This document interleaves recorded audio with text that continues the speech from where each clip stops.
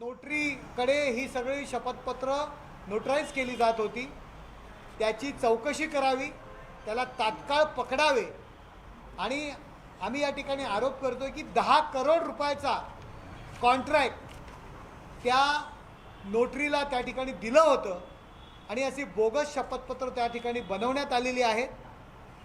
निवडणूक आयोगाला जी शपथपत्र द्यायचे की आमचा नेतृत्वाला उद्धव ठाकरे यांच्या नेतृत्वाला पाठिंबा आहे अशी शपथपत्र निवडणूक आयोगाकडे जमा केलेली आहेत, ती सुद्धा बोगस आहेत असा आमचा या ठिकाणी आरोप आहे। कारण त्या ठिकाणी तशाच पद्धतीची शपथपत्र पकडली गेलेली आहेत। आज आणि काल महाराष्ट्राच्या अनेक ठिकाणी छापे सुद्धा टाकलेले आहेत, तसेच छापे प्रत्येक जिल्ह्यात टाकावे आणि ती जी काही शपथपत्र जी बनवलेली आहेत त्याची सखोल चौकशी करावी। निवडणूक आयोगाने सुद्धा ती शपथपत्रांची खातरजमा करावी, कारण ती सर्व बोगस शपथपत्रे आहेत, कारण त्यांच्याकडे माणसंच राहिलेले नाही आहेत। आणि जो प्रमुख सूत्रधार आहे, जो नोटरीवाला जर तुम्ही पकडलात तर तुम्हाला ज्यांनी हे काम दिलं होतं तो सूत्रधार मिळणार आहे।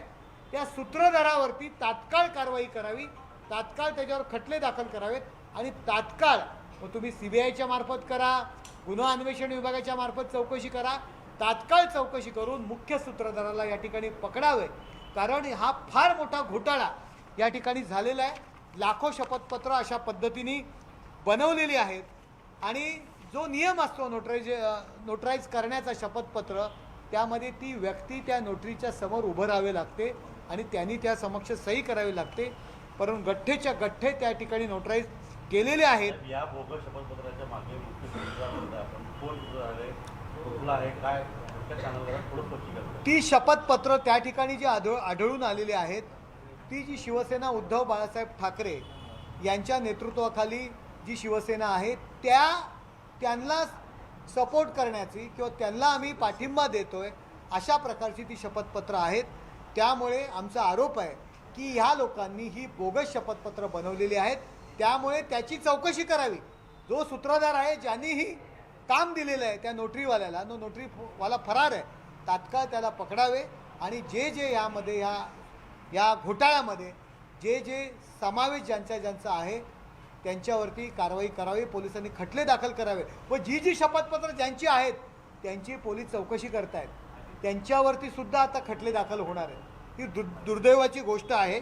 संपूर्ण महाराष्ट्रामध्ये तेलगी घोटाळा हा मोठा घोटाळा होता, त्याच्यानंतरचा शपथपत्रांचा मोठा घोटाळा आहे आणि आमचा असा आरोप आहे की महाराष्ट्राच्या प्रत्येक जिल्ह्यामध्ये अशा प्रकारची शपथपत्र बनवली गेलेली आहेत आणि त्यातली मॅक्झिमम शपथपत्र ही बोगस आहेत, अशी खोट्या पद्धतीने बनवली गेलेली आहे। शिवसेना उद्धव बाळासाहेब ठाकरे या पक्षाच्या यामागे हात आहे, सरकार आपलं आहे आणि अशा वेळेस कोणत्या नेत्याचं इन्व्हॉल्वमेंट आहे या सगळ्या प्रकारामध्ये आणि जिल्हावार हे काम कोणाकोणाला दिलेलं, कुठपर्यंत पोलिसांचा तपास पोहोचलाय, तुम्हाला काय माझं पोलीस आज मला सकाळी कोल्हापूर आणि अनेक 3 ते 4 जिल्ह्यामध्ये गेलेली आहेत। पोलिसांना माझं सांगणं आहे की फक्त 4च जिल्हे नाहीत, महाराष्ट्रातल्या प्रत्येक जिल्ह्यामध्ये अशा पद्धतीने काम झालेलं आहे। त्याची चौकशी त्या ठिकाणी आपण विशेष पथक नेमावं आणि त्याची चौकशी करावी। ज्या कुठल्या नेत्याचं इन्व्हॉल्वमेंट असेल, ज्यांची शपथपत्र आहेत, ती शपथपत्रामध्ये काही लोकांची नावं आहेत, ती त्यांची सुद्धा त्या ठिकाणी चौकशी व्हायला पाहिजे आणि त्यांच्यावर कारवाई व्हायला पाहिजे। शिवसेना उद्धव बाळासाहेब ठाकरे या पक्षाला पाठिंबा देणारे शपथपत्र आहेत, त्यांच्या यामागे हात आहे का असं काही आरोप आहे? त्यांची जे शपथपत्र आहेत तर नक्कीच त्यांचाच हात असणार याच्यामध्ये, आणखी कोणाचा हात असणार? कारण आज त्या शिल्लक सेनेमध्ये कोणी राहिलेलं नाही आहे। मुंबईसारख्या ठिकाणी ही अशी शपथपत्र बनवण्याकरता खोट्या पद्धतीने बनवावी लागतात, हे पक्षाचं दुर्दैव आहे, मला एवढंच या ठिकाणी म्हणायचं आहे। सचिन आयर यांनी सांगितलेलं होतं की 10 लाख शपथपत्र त्यांच्याकडून जमा करण्यात आलेली आहे आणि शिंदे सरकारकडून 7 लाख शपथपत्र देण्यात आलेली आहेत। तर या सगळ्या प्रकारामध्ये सचिन आहेर किंवा मग त्यांच्यासोबतच्या नेत्यांना किती इन्व्हॉल्वमेंट आहे, कारण ते स्वतःहून येऊन सांगत होते। ज्या लोकांनी या संदर्भात दावे केलेले आहेत, शपथपत्र 4682 पकडली गेलेली आहेत। कोल्हापूर, पुणे यासारख्या ठिकाणची शपथपत्र त्या ठिकाणी होती। गेला महिनाभर त्या ठिकाणी काम सुरू होतं।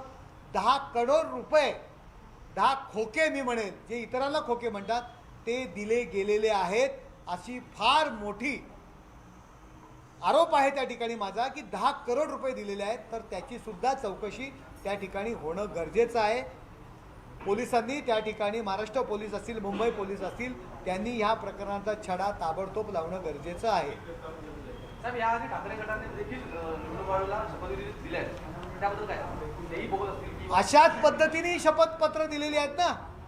म्हणून तर आमचं म्हणणं आहे की याची चौकशी करावी, याचा योग्य तो तपास करावा, नोटरी यांना पकडावं त्या ठिकाणी, त्याच्याकडनं माहिती घ्यावी आणि मुख्य सूत्रधार यातला शोधावा. मस्के साहेब, शपथपत्र फक्त निवडणूक आयोग नाही, न्यायालयात सुद्धा द्यावं लागतं. तर न्यायालयात दिलेली शपथपत्र देखील खोटी आहेत असं म्हणतात. ज्या ज्या ठिकाणी शपथपत्र दिलेली आहेत त्यातली मॅक्झिमम शपथपत्र ही खोटी, फसवून मतदार याद्या घेऊन बनवलेली आहेत. मतदार याद्या समोर ठेवून त्याच्या पुढच्या पानावरची सही, मागच्या पानावरची सही यामध्ये सुद्धा फरक आहे. 2 सह्या लागतात, त्या सुद्धा तपासाव्या.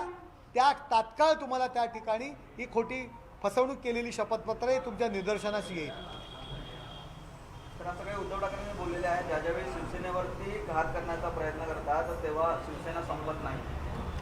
हे बघा, शिवसेना संपणार नाहीच आहे. शिवसेना ही बाळासाहेबांची शिवसेना आमची आहे. 50 पैकी 40 आमदार आमच्या समवेत आहेत, 18 पैकी 12 खासदार आमच्या समवेत आहेत, जिल्हा प्रमुख, नगरसेवक, 2 नंबरला आले उमेदवार. त्यामुळे शिवसेना कधीच संपणार नाही. शिवसेना हा विचार आहे. शिवसेना ही घराणेशाही नाही आहे, प्रायव्हेट लिमिटेड कंपनी नाही आहे. शिवसेना म्हणजे विचार आहे, शिवसेना म्हणजे तत्व आहे, शिवसेना म्हणजे कडवट हिंदुत्ववादी विचारसरणीचा जो शिवसैनिक आहे ती म्हणजे शिवसेना आहे. तर आपल्या ठाणे जिल्ह्यातून पण काही बोगस शपथविधी पत्र दिले. माझा आरोप आहे, ठाणेच नाही तर महाराष्ट्राच्या प्रत्येक जिल्ह्यामध्ये अशा पद्धतीने काम झालेलं आहे. सगळ्या जिल्ह्यांमध्ये याची चौकशी होणं गरजेचं आहे. शिवसेनेला 56 वर्ष झाली आहेत, आतापर्यंत 56 अब तक 56 बघितलेले आहेत असं उद्धव ठाकरेंनी म्हटलं. ते काय म्हणतात त्याच्यावरती मी प्रतिक्रिया देणार नाही.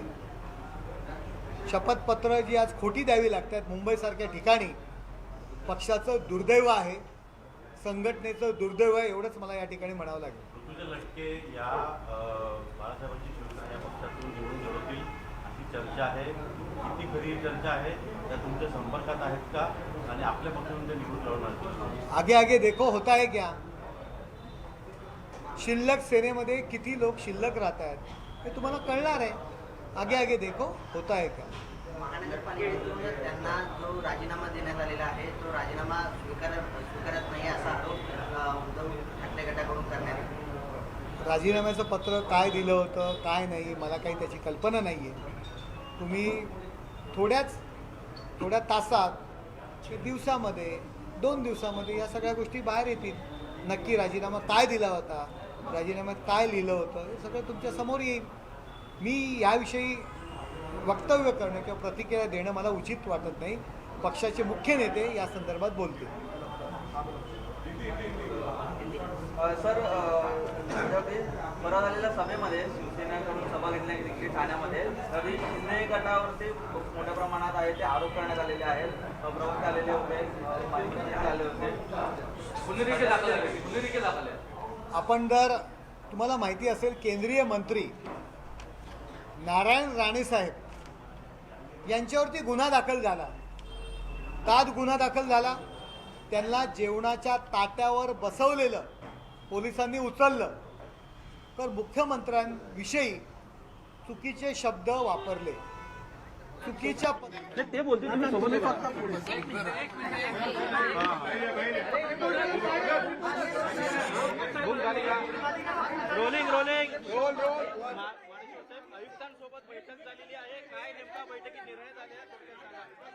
ब्रेकिंग न्यूज आताची आपण पाहतो आहोत. ऋतुजा लटके यांचा राजीनामा फेटाळला गेल्याची ही ब्रेकिंग न्यूज आहे. ऋतुजा लटके यांनी आपला राजीनामा मंजूर केला जावा या मागणीसाठी पालिका आयुक्त चहल यांची भेट घेतली होती. मात्र आता जी माहिती समोर येते त्यानुसार लटके यांचा राजीनामा फेटाळून लावल्याची ही ब्रेकिंग न्यूज आपण पाहतो आहोत. सध्या आताच्या घडीची सर्वात महत्त्वाची मोठी घडामोड, ऋतुजा लटके यांचा राजीनामा पालिका आयुक्तांनी फेटाळून लावल्याचं समोर येत आहे.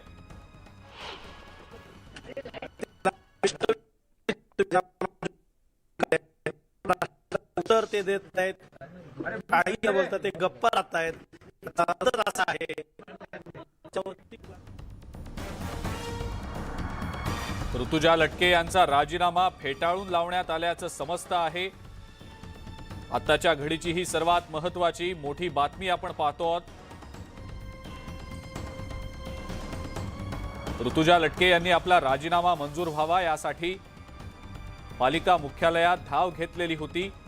पालिका आयुक्त इक्बाल सिंग चहल यांची भेटही त्यांनी घेतली. संविधानाचा या ठिकाणी अवमान केला जातोय. प्रशासन जाणीवपूर्वक ऋतुजा लटकेंचा राजीनामा मंजूर करत नाहीये असा आमचा ठाम आरोप आहे. तरी देखील जर अशी परिस्थिती असेल तर कुठेतरी दबाव आहे असं वाटतंय. हो, निश्चितच. आणि महाराष्ट्रातील जनतेला किंबहुना देशातील जनतेला माहित आहे की नेमका दबाव कोण टाकतंय आणि अशा पद्धतीचा दबाव टाकून प्रत्येक गोष्ट या महाराष्ट्रामध्ये घडतंय ते लोकशाहीला फासणारा आहे. दिलेला आहे, पण तो राजीनामा मंजूर नाहीये ते तर सांगतोय मी.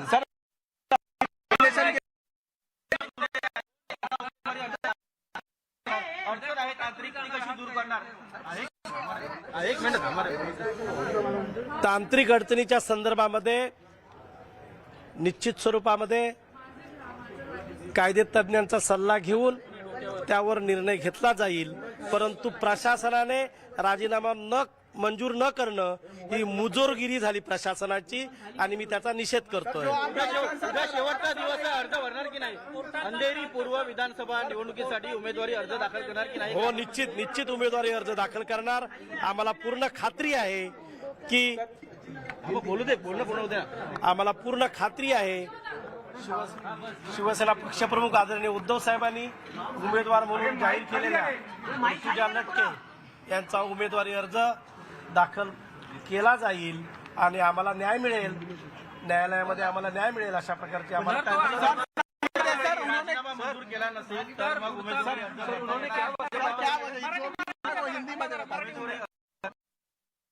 राजीनामा मंजूर नाही केला तर ती तांत्रिक अडचण उपस्थित राहते, ती कशी दूर? त्या संदर्भामध्ये आम्ही कायदे तज्ञांचा सल्ला घेतो आहोत आणि त्यानंतर आम्ही निर्णय घेऊ.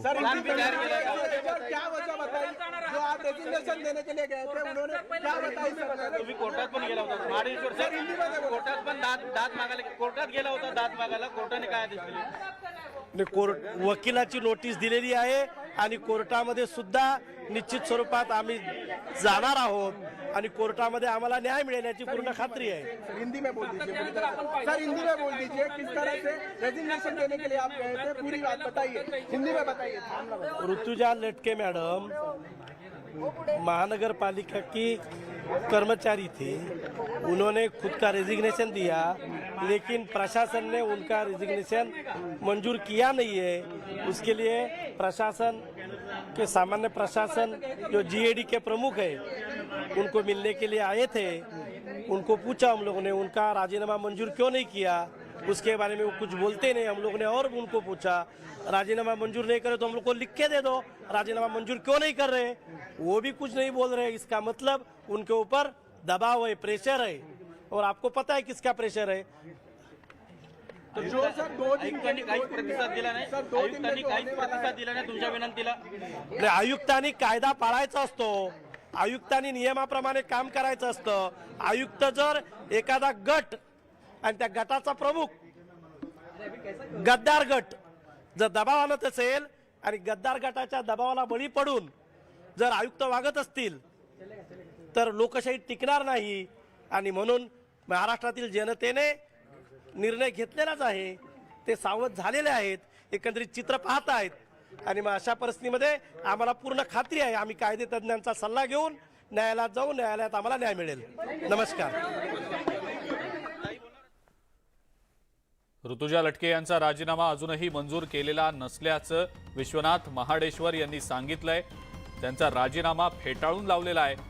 त्यामुळे उद्धव ठाकरे यांच्या पक्षाला हा एक खूप मोठा धक्का मानला जातोय. त्यामुळे आता ऋतुजा लटके यांच्या उमेदवारीबाबतचा पेच अजूनही कायम असल्याचं समोर येत आहे. मात्र विश्वनाथ महाडेश्वर यांनी आम्ही बैठकीमध्ये काय झालं, बैठकीमध्ये काय ऋतुजा लटके राजीनामा फेटाळून लावण्यात आलेला आहे. साहेबांना पाठवा मॅडमला घेऊ. त्यामुळे आता ऋतुजा लटके यांच्या उमेदवारीबाबतचा पेच कायम असतानाच महाडेश्वर यांनी मात्र आम्ही उमेदवारी अर्ज दाखल करणार असल्याचं म्हटलेलं आहे.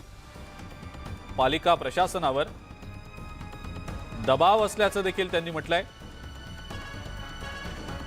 मात्र ऋतुजा लटके यांचा राजीनामा फेटाळला गेल्यानं उद्धव ठाकरे यांच्या पक्षाला हा एक खूप मोठा धक्का मानला जातोय. याबद्दल आता उद्धव ठाकरे यांच्या पक्षाकडून नेमकी काय पावलं उचलली जातात हे देखील पाहावं लागणार आहे. याआधीच उद्धव ठाकरे यांच्या पक्षानं कोर्टात जाण्याचा निर्णय जाहीर केलेला होता. याच संदर्भात आपण प्रतिक्रिया जाणून घेणार आहोत. किशोरीताई पेडणेकर आहेत आपल्यासोबत सध्या फोनलाईनवरनं. किशोरीताई, ऋतुजा लटके यांचा राजीनामा फेटाळून लावला गेलेला आहे, आपली पहिली प्रतिक्रिया. हा सरळ सरळ दबाव तंत्र आहे. त्या ऋतुजा लटके यांचा नवरा गेल्यानंतर जर त्यांना वाटतंय की मला नोकरी नाही करायची, ते निवडणूक नंतर बघू, तर हे अडवणारे कोण? कारण त्यांच्यावर कुठली इन्क्वायरी नाही, त्यांचं कुठलाही काही प्रॉब्लेम नाही.